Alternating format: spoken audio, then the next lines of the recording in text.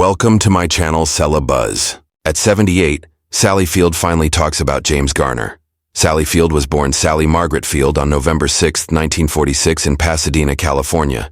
She grew up in a family that worked in movies and TV shows because her mom, Margaret Field, was an actress, and her stepdad, Jock Mahoney, was a famous actor and stuntman.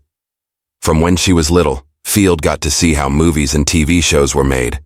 But her road to becoming famous was not easy, and she had many hard times. She was a shy and quiet kid who found out early that acting gave her a way to speak up and feel like she belonged. This love for acting would help her work hard to build a career that would make her one of the most loved actresses ever. Field first became famous in the 1960s when she got picked to be in a fun TV comedy show called Gidget from 1965 to 1966. She played a teenage surfer who was happy and full of life. Even though the show only lasted 1 year, it gave Field her first taste of being famous, and she got lots of fans who really liked her. Right after that, she was in another TV show called The Flying Nun from 1967 to 1970. In this show, she played Sister Bertrille, a young nun who was so small and light that her nun outfit worked like wings and let her fly through the air. Even though lots of people watched the show and it made Field more famous, she often felt stuck in a role that was more about the flying trick than showing how good she was at acting. She later said that she was scared people would only think of her as a not-serious actress who could only do cute or funny parts. But those early roles, even though they were limiting, gave her good experience and made her strong enough to keep trying when other people might have just been happy with okay jobs. Sally Field really wanted people to take her seriously as an actress, so she signed up for acting classes at a really good school called the Actors Studio. There she learned from a famous teacher named Lee Strasberg. This training changed everything for her. It gave her the skills and confidence she needed to change herself from a TV comedy actress to someone who could do serious, dramatic roles. Her big break came with a TV movie called Sybil in 1976, where she played a young woman who had multiple personality disorder. The way she acted in that movie was amazing to both the people who write about movies and the people who watch them. Field's scary, but caring performance made all the people who said she was just a sitcom star change their minds. She won an Emmy Award for that role and finally got the respect from people who work in movies and TV. The late 1970s and 1980s were when Field became a huge movie star. She moved from TV to movies really well, getting great reviews and making money with movies like Norma Rae in 1979. In that movie, she played a Southern woman who worked in a textile factory and became someone who helped workers organize a union. That role got her an Academy Award for Best Actress and proved that she was a powerful performer who could play strong, complicated women. She followed that big win with another Oscar-winning performance in Places in the Heart in 1984. In this movie, she played a woman whose husband died during the Great Depression in Texas. She had to fight to keep her farm and take care of her family all by herself. These movies showed how many different kinds of roles she could play, how deep her emotions were, and how real she always seemed. These are the things that make Sally Field special as an actress. Besides her Oscars, Sally Field's career has lots of movies that people remember. Smokey and the Bandit in 1977 was a movie where her charm and funny timing worked perfectly with Burt Reynolds. Steel Magnolias in 1989 had a heartbreaking scene where she played a mother who was very sad about losing her daughter.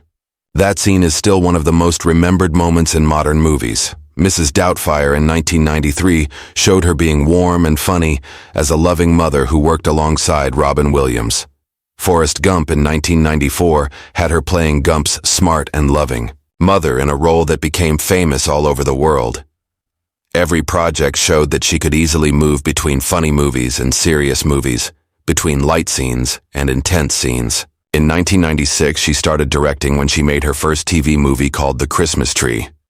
In the years after that, she directed an episode of the TV show From the Earth to the Moon and her first big movie called Beautiful. Field also did really well on television throughout her whole career.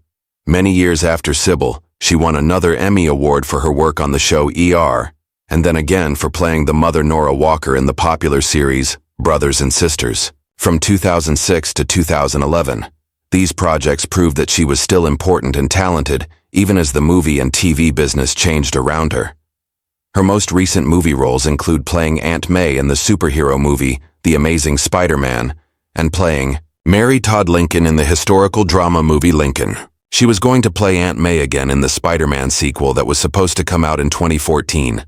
Besides acting, Sally Field has also been respected for speaking up about important causes and being brave enough to talk about things that matter. She has always fought for women's rights, workers' rights, and LGBTQ+ rights. She often uses her fame to bring attention to issues that are important to her heart. In 2012, she got an award called the Human Rights Campaign's Ally for Equality Award because she spoke up for her gay son and for LGBTQ+ equality in general. Her work to help others has made her not just a Hollywood legend, but also someone people look up to for being honest and caring. Her book called In Pieces in 2018 showed another side of Field's life. The book had honest and sometimes painful thoughts about her childhood, career, relationships, and personal struggles. People praised the book for being honest and brave, giving fans a close look at the real woman behind all the movies. During her amazing career, Sally Field has earned not only 2 Oscars, but also 3 Emmys, 2 Golden Globes, and the Kennedy Center Honor in 2019, which is one of the highest awards you can get in the arts. These awards show how much impact she has had on American culture. But beyond all the awards, what really makes her special is the emotional truth she brings to every role she plays. People trust Sally Field because she never seems fake. Whether she is playing a happy teenager, a sad mother, or a determined activist, she always seems real and honest. In 2023, Field was in the comedy movie 80 for Brady, which starred NFL quarterback Tom Brady, along with other famous actresses Jane Fonda, Lily Tomlin, and Rita Moreno. Also in 2023, Field was named the 58th person to receive the Screen Actors Guild Life Achievement Award, which she got at the 29th Screen Actors Guild Awards. Sally Field's personal life has been just as eventful and complex as her amazing acting career. She was first married to Stephen Craig, who was an actor and producer in 1968. Their marriage had problems early on, and even though they separated in 1973, they didn't officially get divorced until 1975. During the years they were together, Field and Craig had 2 sons who both grew up to work in the arts. Their first son, Peter Craig, was born in 1969. He became a novelist and screenwriter and made a name for himself in the world of books and Hollywood storytelling. Their second son, Eli Craig, was born in 1972. He went a slightly different way, in the entertainment business, becoming both an actor and director. He carried on his mother's creative work in his own special and exciting way. The marriage to Craig didn't last, but it was an important time for Field. She was learning how to be a mother while also building her acting career, which was getting more successful at that time. After her marriage ended, Field started dating one of Hollywood's most charming stars, Burt Reynolds. Their romance lasted from 1976 to 1980 and became something the public was very interested in. This was especially true because they also acted together in 4 famous films: Smokey and the Bandit, Smokey and the Bandit 2, The End, and Hooper. The chemistry they showed on screen was just like their real-life connection, making them one of the most talked-about couples in Hollywood during that time. Even though their relationship officially ended in 1980, Field and Reynolds kept seeing each other on and off. They had to figure out the complicated parts of having both personal and work lives that were connected. They kept dating sometimes until 1982, which marked the end of a very public and closely watched chapter in Field's love life. Even though they broke up, the years with Reynolds showed a time when Field was growing and learning about herself. She was trying to balance being famous with wanting real love and connection. In 1984, Sally Field took another step in her personal life by marrying Alan Greisman, a businessman who she would share a big part of her adult life with. Together they had 1 son, Sam, who was born in 1987. This added a 3rd child to Field's family and made her role as a mother even bigger. This marriage had shared experiences and the joys of raising a child, but it ended in divorce in 1994. But each of Field's relationships and family experiences helped her understand love, partnership, and being a parent better. These experiences shaped her both as a person and as an actress. Her journey through marriage, being a mother, and having high-profile relationships shows us a woman who was trying to handle the complicated parts of life in the public eye. At the same time, she stayed deeply committed to her children and her work as an actress. At 78, Sally Field, the celebrated and multi-award-winning actress whose career has lasted over 6 decades, has finally chosen to speak honestly and openly about her experiences working with the legendary actor James Garner. Garner was known for his charm, wit, and undeniable screen presence. He was not just someone Field worked with professionally, but also someone who left a permanent mark on her life, both personally and professionally. Over the years, Field has been recognized for her ability to show deep emotion on screen, her perfect comedic timing, and her never-ending pursuit of being authentic in every role she took on. But when it comes to speaking about Garner, she admits that she held back for a long time. This was partly out of respect for his privacy, and partly because of the complicated emotions around their shared history. "I've always admired him from a distance," Field begins, her voice filled with both nostalgia and deep respect. James was someone who had this effortless magnetism, and yet he carried himself with such humility that it was impossible not to respect him immediately. "I think I spent a long time thinking about the right words, and maybe I waited until I felt I could express everything honestly without diminishing the man he was." Field thinks back to their first meeting, painting a clear picture of a young actress stepping onto a studio lot, nervous but filled with excitement. "The first time I met James, I remember feeling this mix of awe and disbelief," she remembers. "Here was this man who had been in so many iconic roles, who everyone talked about in hushed, admiring tones, and suddenly I was sharing a scene with him. I was terrified, and I think he sensed that. He had this way of putting people at ease without even trying, just by being completely himself. It's a rare gift, and I think that's why everyone who met him was drawn to him so strongly." She also speaks honestly about the details of working with someone of Garner's skill level.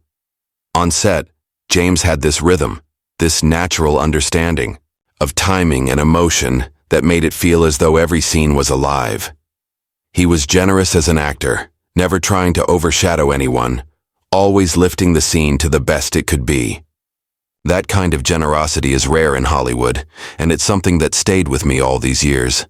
Watching him work, I learned not only about acting, but about humanity, patience, and grace under pressure. Field does not shy away from the personal parts of their relationship, hinting at the complicated feelings behind their friendship. "We weren't just colleagues. We shared moments that were deeply human, moments that you don't necessarily capture on camera. We laughed together, struggled together, and sometimes disagreed, as any two strong-willed people do. But what stood out to me was his unwavering decency. James had this way of making you feel seen, valued, and respected, which is a rare quality in this business.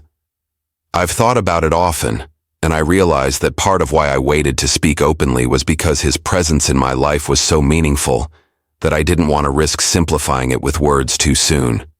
Her admiration for Garner goes beyond his professional excellence. "James was not only a brilliant actor, but a remarkable human being," Field emphasizes. "He had this quiet strength, this moral compass that guided him in ways that were inspiring. In a world that often rewards flash over substance, he remained grounded, kind, and principled. Those qualities made him a joy to work with, but more importantly, they made him someone you could trust and learn from." Finally, Field thinks about the legacy Garner left behind, both in Hollywood and in the lives of those who knew him personally. "He touched so many lives in ways that go far beyond film and television," she says softly. "I think it's easy to remember him for the characters he played, but it's the way he treated people, the respect, the humor, the generosity that really defines him. Speaking about him now at this stage in my life, I feel grateful to have known him, to have shared even a fraction of the journey with him." James Garner was a once-in-a-generation talent, yes, but more than that, he was a remarkable man who left a mark on everyone lucky enough to cross his path. And I hope that through my words, people can understand just a little bit more of the extraordinary person he truly was. In these thoughts, Sally Field not only honors James Garner's lasting legacy, but also gives a deeply personal look into the deep influence he had on her life. At 78, her words carry the weight of decades of memory, emotion, and experience, offering fans and other actors a rare and heartfelt picture of a man whose brilliance went far beyond the screen.